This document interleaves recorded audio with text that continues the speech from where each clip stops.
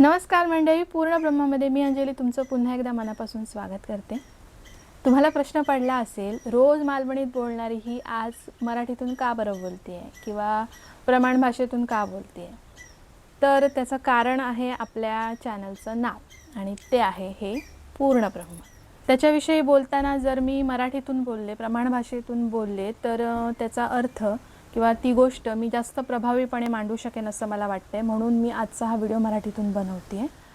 काही दिवसांपूर्वी मी एक व्हिडिओ पोस्ट केलेला ज्याच्यामध्ये मी हे नाव लिहित होते आणि पूर्ण नाव लिहून झाल्याचा एक तो व्हिडिओ होता।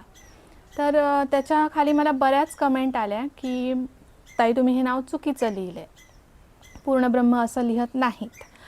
तुम्ही जर नीट बघितलात तर इथे ब्रह्म लिहत असताना ह ला म जोडलेला आहे, जो की बरेच जण म्हणतात असा नाही लिहायचा आहे, म ला ह जोडायचा आहे। एकाने तर मला एवढं सुद्धा विचारलं की तुमचं शिक्षण काय आहे, तुम्ही कितवी शिकला, ते चुकीचं लिहिलंय तुम्ही म्हणून।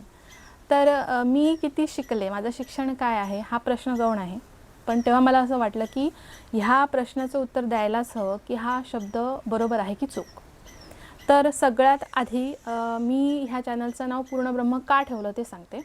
कारण मी जेव्हा चॅनल सुरू केला तेव्हा आम्ही रेसिपी दाखवायचं ह्या हेतूने चॅनल सुरू केलेला आणि मग त्याला काय बरं नाव द्यावं, तर त्याला शोभेल असं पूर्ण ब्रह्म हे नाव आम्ही सगळ्यांनी मिळून ठरवलं। तर का आपण बऱ्याचदा हा शब्द एक सामान्यपणे बऱ्याच जणांनी हा शब्द कुठे बरं ऐकला असेल, तर जेवणापूर्वी आपण जो श्लोक म्हणतो वदनी कवळ घेतात त्यामध्ये आपण हा शब्द ऐकतो, अन्न हे पूर्ण ब्रह्म। तर पूर्ण ब्रह्म अन्नाला आपण म्हणतो म्हणून त्याच्याशी संबंधित आहे म्हणून आपण हे नाव ठेवूया असं ठरवलं आणि चॅनलचं नाव पूर्ण ब्रह्म ठेवलं। पुढे काय झालं, एक वर्षानंतर मी व्लॉगिंग सुरू केलं, म्हणजे रेसिपी बरोबर माझ्या कोकणातल्या ज्या काही गोष्टी आम्ही करतो, शेतात जातो आणि काय करतो तर ते दाखवणं सुरू केलं आणि तरीसुद्धा मी नाव बदललं नाही। तर तेच ठेवूया, आपण पहिल्यापासून सुरुवात या नावाने केली आहे तर आपण हेच नाव ठेवूया असं ठरवलं।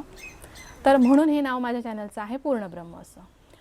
ओघाने आली म्हणून दुसरी गोष्ट सांगते, आजकाल बरेच जण भेटतात, ताई तुमचा चॅनल आम्ही बघतो सांगतात, तुमचे व्हिडिओ आवडतात सांगतात, तेव्हा ते विचारतात तुम्ही पूर्ण ब्रह्मवाले ना?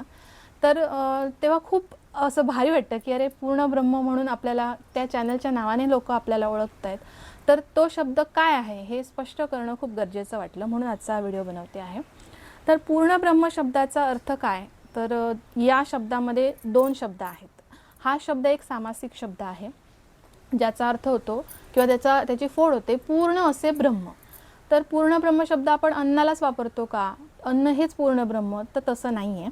तर पूर्ण ब्रह्म शब्दामध्ये जे दोन शब्द आहेत त्याचे वेगवेगळे अर्थ सांगते। त्यातला पहिला शब्द आहे पूर्ण, ज्याचा सामान्य अर्थ सर्वांनाच माहिती आहे, परिपूर्ण असा।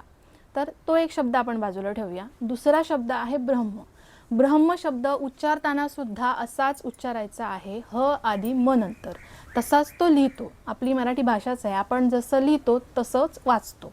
ब्रह्म लिहित असताना ब र ह आणि म अशी या शब्दाची फोड होते, ब्रह्म, ब्रह्म नाही। आपण जेव्हा म्हणी शब्द म्हणतो किंवा म्हणून म्हणतो, म्हैस म्हणतो, तर किंवा म्हणतो असं जेव्हा म्हणतो तेव्हा आपण म अगोदर उच्चारतो आणि ह नंतर उच्चारतो, म्हणून तो तसाच लिहितो, म आधी लिहितो त्याला ह जोडतो। पण ब्रह्म शब्दच असा आहे, त्याची व्युत्पत्तीच अशी आहे की ब र ह आणि म। तर ब्रह्म शब्दाचा अर्थ काय होतो, तो खूप व्यापक आहे, त्याचा अर्थ अनेक उपनिषदांमध्ये स्पष्ट केलेला आहे। ब्रह्म शब्द म्हणजे संपूर्ण व्यापलेलं एक तत्व आहे, ज्याच्यावर आपली वैदिक संस्कृती, हिंदू संस्कृती जी आहे ती पूर्ण त्याच्यावर अवलंबून आहे, त्याच्यावर आधारित आहे। आणि ब्रह्मशब्दाचा अर्थ जर मी ते स्पष्ट करायला गेलं तर त्याला खूप वेळ लागेल, कारण खूप व्यापक शब्द आहे। पण सामान्यपणे ब्रह्मशब्दाचा अर्थ समजून घेण्यासारखा काय असेल, तर ही जी सगळी जीवसृष्टी आहे त्याचं मूळ तत्व म्हणजे ब्रह्म असं आपण म्हणतो, आणि या ब्रह्मांच्या अंशातूनच आपला सगळी जीवसृष्टी निर्माण झाली असं म्हटलं जातं। ब्रह्म शब्दाचा जर संस्कृत अर्थ आपण घेतला तर त्याचा मूळ धातू बृह असा आहे, जो वाढणे असा अर्थ दर्शवतो। वाढणे, विस्तारित होणे, अमर्याद स्वरूपात असणे, असं जे काही आहे पृथ्वी तलावर ते ब्रह्म। तर हा खूप व्यापक अर्थ आहे, त्या अर्थाकडे न जाता एक व्यापक संपूर्ण तत्व असा जर आपण अर्थ घेतला तर पूर्ण ब्रह्माचा अर्थ होतो कधीही न संपणारं, अमर्याद, व्यापून राहिलेलं असं एक तत्व, जे आपण त्याची तुलना अन्नाशी केलेली आहे, म्हणून आपण म्हणतो की अन्न हे पूर्ण ब्रह्म। तर असा हा शब्द आहे पूर्ण ब्रह्म, जो की संस्कृत आहे मूळ, आणि संस्कृतमधून जे शब्द मराठीमध्ये आलेले आहेत ते आपण बऱ्याचदा आहे तसेच लिहितो. काही क्वचित शब्द आहेत ज्याच्यामध्ये बदल होतो. उदाहरणार्थ सांगायचं झालं तर कवी शब्द आहे. कवी जर आपण मराठीत लिहिला तर वी दीर्घ लिहितो कवी, पण तो शब्द जर तुम्ही संस्कृतमधून जर घेतलात तर कवी शब्द ऱ्हस्व आहे. संस्कृतमध्ये कवी जो आहे तो ऱ्हस्व लिहावा लागतो. असे काही छोटे छोटे बदल सोडले तर जे संस्कृत शब्द आहेत ते तसेच्या तसेच मराठीत घेतलेले आहेत, आणि हा असाच लिहायचा असतो, ह आधी म नंतर. आणि एवढंच सांगण्या एवढा अभ्यास माझा निश्चित आहे. तर त्याच्यामुळे जर अजूनही कोणाच्या मनात शंका असेल की हा शब्द मी चुकीचा लिहिते, तर त्याचं उत्तर या व्हिडिओतून तुम्हाला मिळालं असेल असं मला वाटतं.